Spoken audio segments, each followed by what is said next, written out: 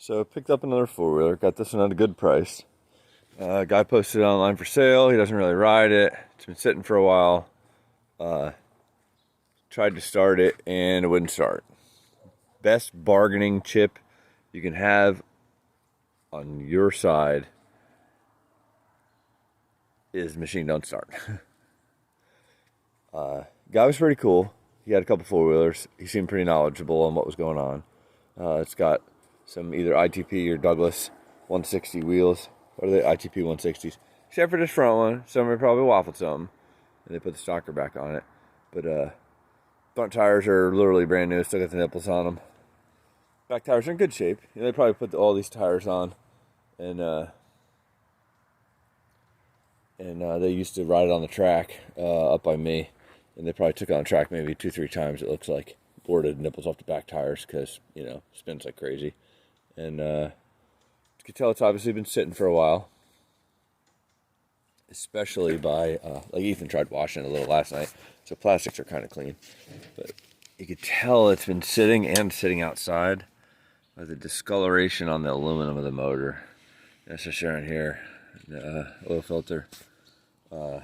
Any of the little pits on the A-arms do show the little signs of rust. Not really the end of the world, you know. It's not a show vehicle. But garage tips number 1. So we got the four-wheeler. We put fresh gas in it. Gas stunk to high heaven. So it's an 07 450R. Obviously takes straight gas. Full to the top. Alright, so I don't know if this is going to be my couple videos I make of it, but so turn the gas to reserve. We can switch it to on as well. Actually, I'll try on just because I already tried reserve. Actually, on, it hits the plastic. This is a little bent here. Yeah, we'll just leave it on reserve for today's purposes. So, for those of you who aren't mechanically inclined, this is your carburetor. It's on the air filter side of the motor. It's a little screw in the bottom here. This is your float bowl. That's where the fuel is stored via needle valve. You know, lets the fuel in and out, and there's a float that regulates how much fuel is in that. That's supposed to be full of fuel. And then this little screw I'm taking out here, and hopefully I don't drop it and lose it underneath the trailer. I'm holding the phone. So when I unscrew that halfway, the fuel should already start coming out one of the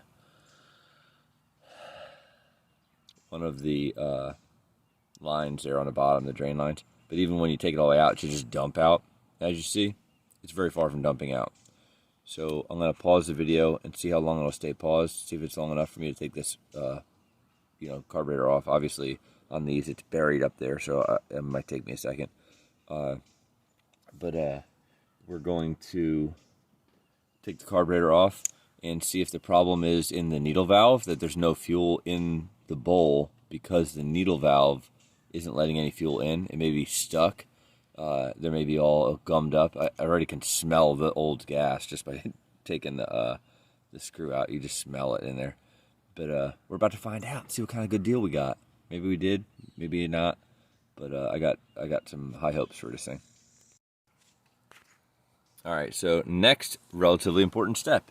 See, I pulled the fuel line off. You can see it's dripping. All right, so off, on. So obviously there's fuel. Fuel comes out of the fuel line. So I'm gonna clean my finger off so I don't jack my phone all up. And then we're gonna take the carburetor off. Carburetor is removed by a screw on the airbox side. There's a rubber flange right here. Probably hard to see. There's a screw right there, the airbox, and one right there on the air intake side. Let me see if I can turn the light on.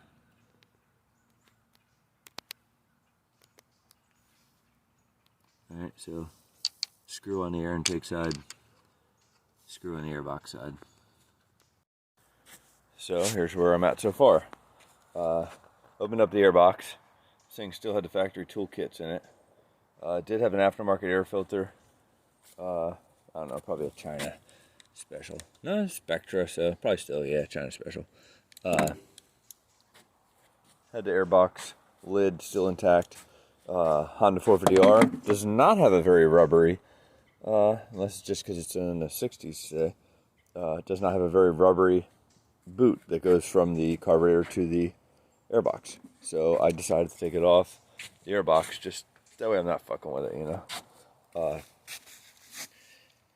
Still dripping away out the fuel line, so that means the fuel petcock don't exactly shut off right.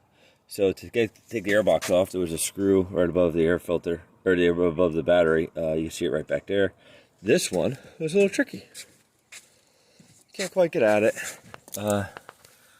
It's back there, so you don't got a straight shot. So I'm running a swivel out to it. And I don't have my air tools out here. They don't reach to the driveway. I could have pushed this off into the garage, but I honestly didn't want to stink the garage up, I guess. So the bolts were already loose for the airbox, which means the previous owner already had it off or loose or whatever. He's probably screwing with the carburetor, which is cool. You know, he's making an attempt. Looks so much better out the airbox. I'm a big open pod filter fan. I don't like the way the little toolbox hangs down the battery. I'm used to, you know, no battery and the toolbox not really being there with the 2 strokes. But let's pull the carburetor off. You can see it in there. Yep, looks like carburetor. Clean me, clean me. All right, so I got the air intake, you know, the carburetor loose off the air intake, but it's got a giant carburetor because of the stupid 4-stroke crap they have, you know, the on top of it, and I struggled to really get it out of where it was without yanking on it, and I'm not very familiar with these 450Rs, so I decided to take the gas tank off. Gas tank's held on. There's a bolt here that holds plastic on, bolt up top here. Then you peel this back. There's 10mm back there that I used with a wrench. Got all that off. Now I take the gas tank off, and honestly, I like taking stuff apart when I just buy it. That way you can figure out what somebody else did. You know, did they hook something up? Did they screw something up? You know, and then in the back, there's 2 little rubber straps. They were pretty self-explanatory, but there we go. All right, so gas tank's off, and I see underneath here, this is like an idle control. I gotta look to see where these actually go. It's probably supposed to be hanging down somewhere. There's dirt up here, so that means this thing's obviously been sitting outside. Top of the motor looks dirty. Previous owner said that he had a top end put on it recently. I'm thinking the answer is no, but you know, whatever, might be. Might have just been sitting outside for a while. So it's got all kinds of rubber air intake boots that you try not to crack. It's got this big old thing on here. There's some electronic crap that hooks to it. It's probably like the modern version of the Tor's system. But let me unplug some stuff and see what it takes to get this bitch out of here, and we'll clean her up. So these are the fun adventures that you run into. I had difficulty unplugging the plugs. I just didn't really feel like screwing with it. I don't have a pick handy. Oh, I can see inside there. So I started taking the bowl apart. Got 3 screws out, and this one, not looking so good. Right here. I'm gonna grab a pair of pliers, see what happens. Alright, so the pliers worked, so let me show you what we find. When you look in the bottom of this float bowl, it's clearly not clean. You know, there's evidence of sediment on the bottom. The smell of shellac is like extremely strong. So needless to say, all the jets are going to need to be cleaned. We need to clean this bowl. When you look at, like right in the center here, the one with the round thing with the slot in it, that's your main jet. And you can see there's literally like sand on it. This is your floats. And then right in the center here where my thumb is, on the other side of that is the needle valve. That's where the fuel should come through the carburetor. You know, through into the carburetor, into the float bowl. So what I'm going to do is see what it takes to slide the little pin. There's like a pin that comes in here. I could probably pull it out this side. I'm going to pull that out and then establish if fuel enters the bowl, because that's a big thing. If fuel doesn't enter the bowl, then that's why it's not starting. Alright, so took the carburetor off. Don't mind me, I'm still in my pajamas. Don't judge me. At least I'm out here. So I took the carburetor off and off the vehicle. And now we're going to see if the float works. Oh, look at that. Wonder why it's not getting any gas. That's it. But we're going to clean the carburetor out anyway.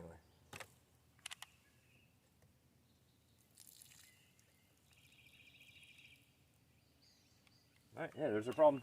Cool.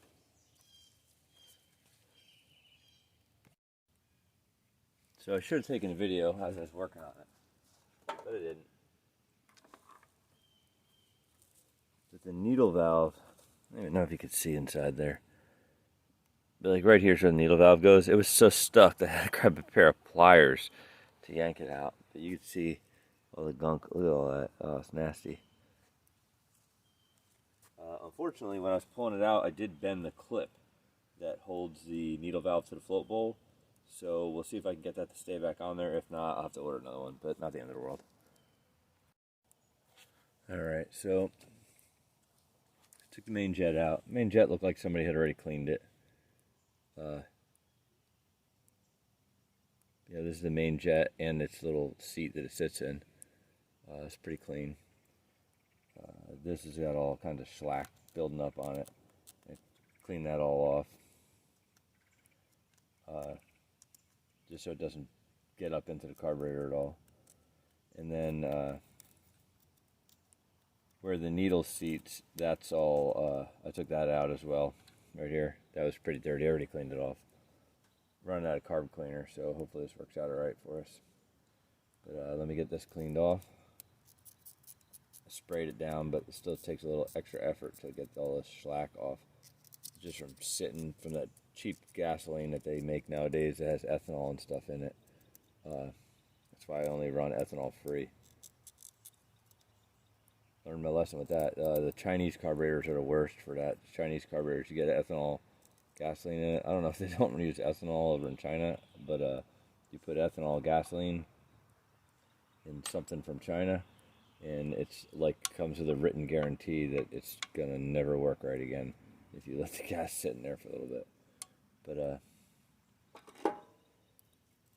just get everything inside here cleaned out. We don't have problems with it getting in that jet in the future. It's pretty bad. It's crazy that I say, oh, it's not that old, it's 2007, but I guess you just start forgetting that 2007 was 13 years ago. So really, in the course of a year, a lot goes on. Yeah, especially if people don't ride in the winter. I mean, we're in South Carolina, so it's really, winter really is the riding time, in my opinion. But maybe people don't ride in the summer and they let it sit. But I don't even know if that's in camera view. But all right, let me get this cleaned up. Pull out these pilot jets. I don't even know where this thing's focusing right this second because this isn't my deal. But so I took out, I don't know what jet's what, but I took this one out. That one was really dirty. You couldn't actually even catch a light through it. I might need a small screwdriver for this one.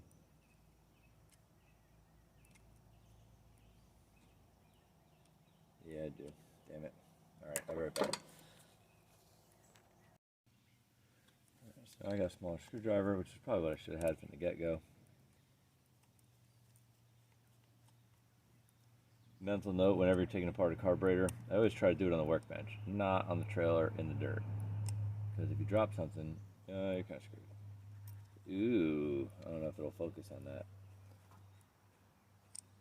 But yeah, I'm that's dirty.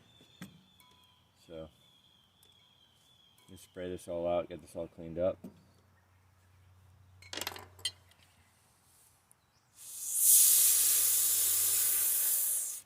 So one of the key things is actually getting the cleaner to flow through whatever it is you're trying to clean. And sometimes, like this is one of them scenarios where I'm actually going to have to run a wire through it. I can't find something, but I found this wire brush. Brake clean feels really good on my cut on my hand.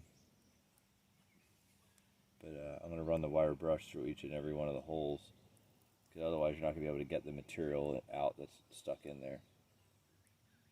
So it probably doesn't come up too good on the camera because the holes are so small. But I can get it to come in one side, not the other, and it's looking pretty decent. I'll hold it up to the sun is what I actually do. See if I can get the light to go in one side, not the other. But let me finish cleaning this up. So I got everything cleaned up, and now I'm going to see if this needle valve operates smoothly.